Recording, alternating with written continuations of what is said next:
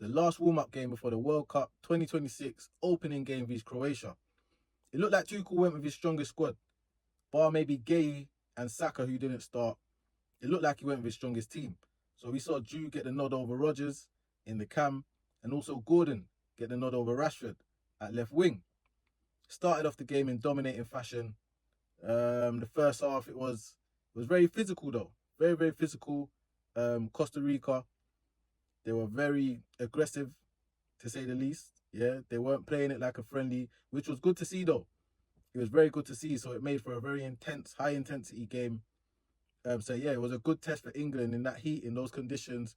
Can you keep up that intensity against a team that's obviously very physical, but obviously well climatized? That's their natural habitat. Do you know what I mean? Like, they're used to running and being that physical in that heat, in that humid environment. So yeah, it was a good test for England in the first half, but a test that they passed with flying colours. I feel like they dominated as they should have, but they showed good intensity on and off the ball. They were punching passes into each other, so they were basically initiating. They were, when someone punches a pass into you with pace, with venom, with spite, it kind of, it gives you that nod, like it gives you that nod to receive that ball with a bit of vim, not to be, lazy, not to be lethargic on the ball, not to take too many touches or take too long on the ball. Do you know what I mean? That's how a well-weighted pass could initiate your thoughts and your actions just from the way you receive that pass. So that's what was happening in the first half. Felt like England were isolating the fullbacks one-on-one with the wingers. They were also overloading on each flank. So you had Reece James, Bellingham, and Noni on the right side, not linking up as well as the left side where you had O'Reilly, Gordon, and Rice. I feel like they had better chemistry. They were more on each other's wavelength. So they were making runs. They were working as a free over there well. Jude, Noni, and Reece James, they were trying to replicate the same thing on the right side.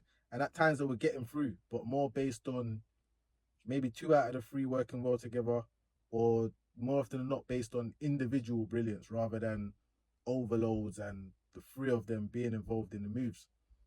So yeah, we were getting joy out wide.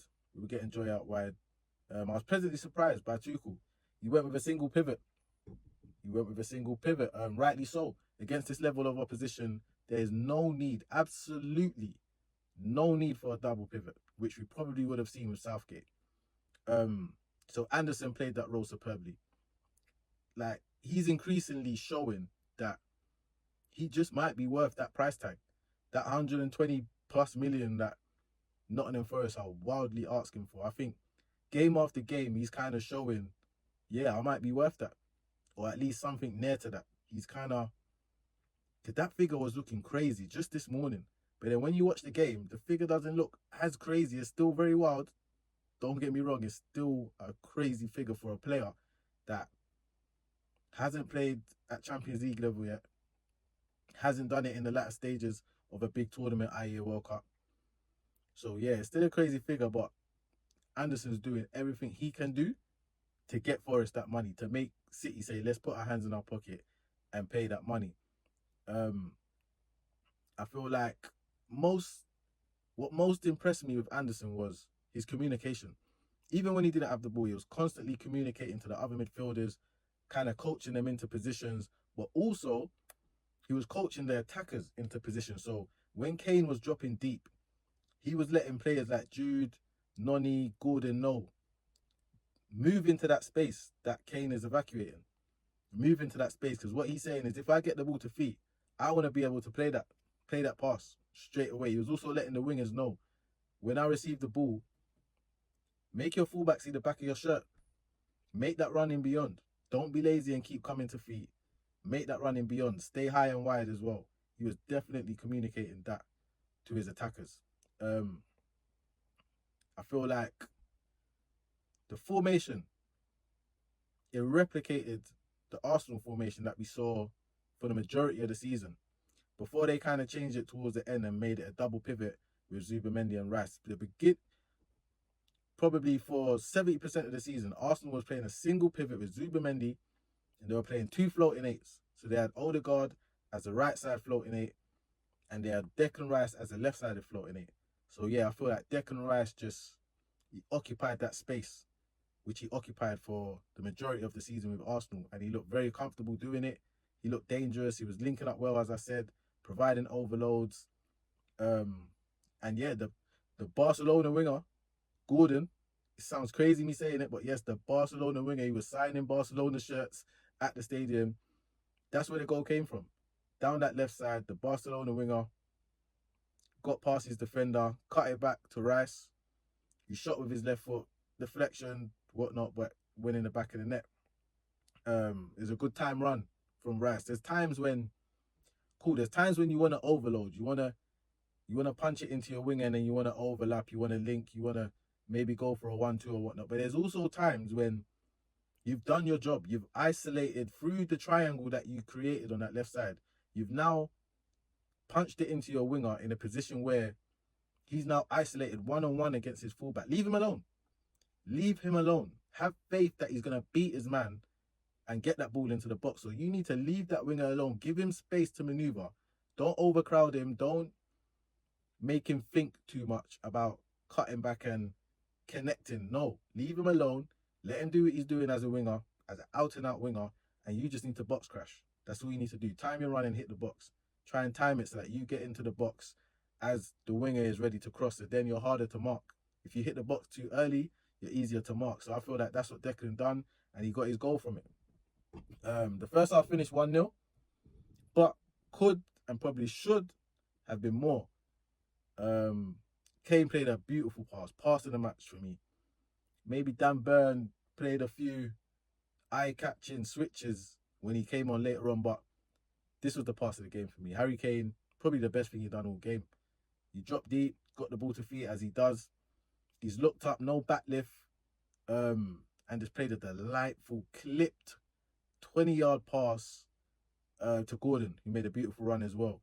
But when I mean he put backspin on this pass, which then made it, when it hit the grass, it then bounced perfectly into Gordon's path. And Gordon kind of had not your best first touch, kind of had to chase it and then ended up winning a pen, so we thought, until VAR overturned it. But the pass was beautiful. Beautiful pass with all the backspin on it. I'm telling you, listen, only real ballers would appreciate that pass.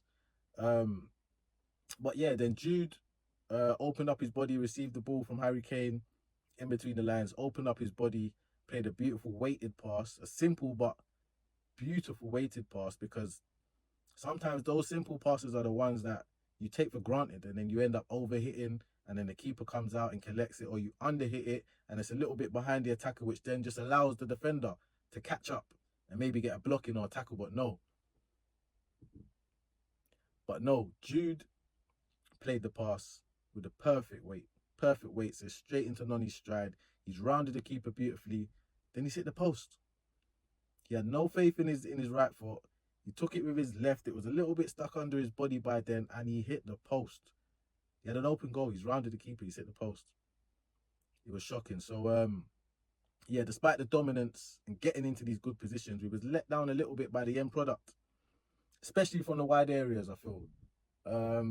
We had a multitude of subs in the second half after about 60 minutes.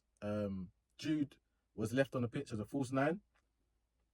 And I must say, he looked dangerous. He picked up the ball in the half spaces. He was probing. And then he went on a dribble, went past 2 or 3 players, ended up cutting it back to Eze. Eze had a shot. It was blocked by a hand. Penalty. Gordon stepped up, put it top corner. Top corner. Wonderful penalty. The keeper went the wrong way, but even if he went the right way, he's getting nowhere near it. That was just to cap off an electric performance from the Barcelona winger, to tell the truth. And pretty much, for me, confirmed his starting place against Croatia in that first game. Further subs came on. We saw Watkins come on and get his goal. Customary tapping, proper striker's goal. Bad mistake by the keeper, though. Parried a shot. He did not need to parry. But yeah, Watkins was in the right place, right time, and headed the ball home into an empty net. The best goals as a striker that you can get. Those things don't happen by luck or coincidence. Those are listen, that's smelling that opportunity. That's striker's instinct.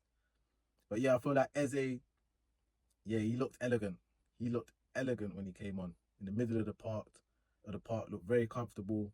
At times dropping a little bit deeper, and at times playing between the lines. But at times he did drop deep a lot, getting the ball to feet and making us tick from deep. And I've seen him do that with Arsenal a few times. It's something we didn't see much at Palace, but we've seen it a few times at Arsenal, and now we've seen it in England with England.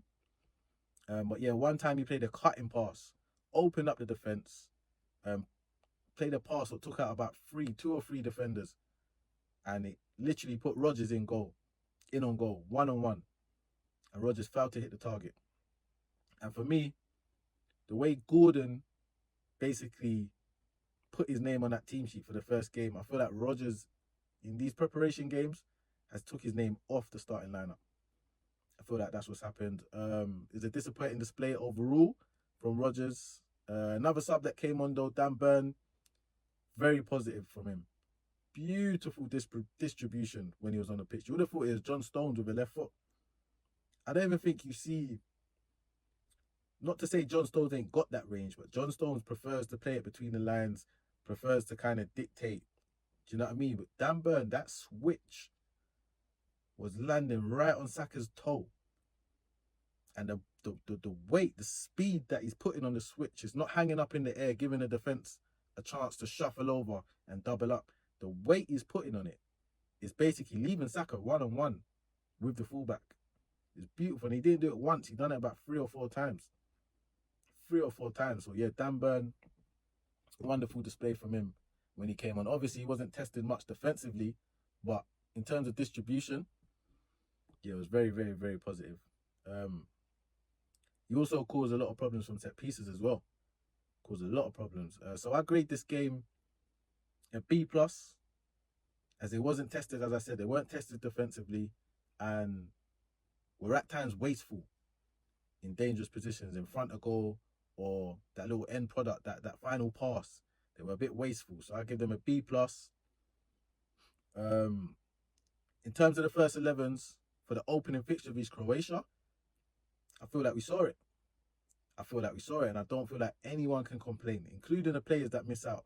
I feel like nobody can complain if Thomas Tuchel goes with that first 11 that started the game today against Croatia. Nobody can complain.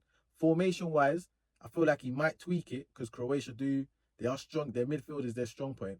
So I feel like just to win that midfield battle, he might tweak it and go over double pivot. But either way, it's the same personnel.